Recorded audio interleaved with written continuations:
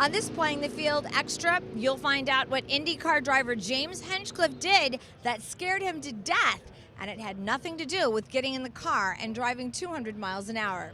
Right now.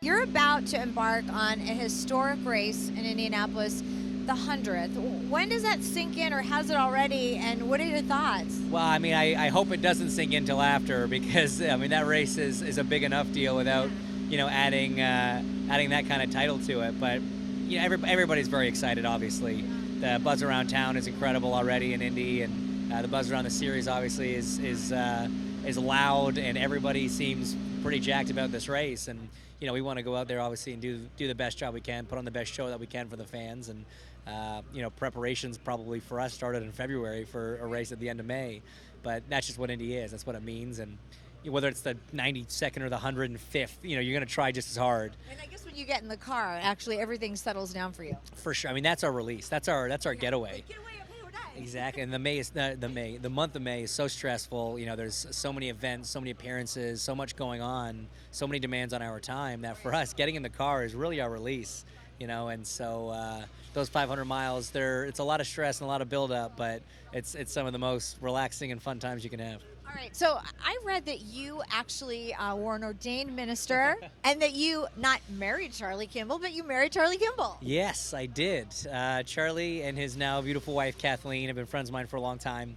And they foolishly asked me if I would preside over their wedding. So I couldn't turn down a friend's request on their wedding day. So I became an ordained minister and performed the ceremony. And I married Charlie and Kathleen. And how nervous were you? It was single-handedly the most terrifying thing I've ever done in my entire life. And I would have said that without you. Probably that's not a line. And I told them that on the day, and I've told them that every day since. It was absolutely mortifying.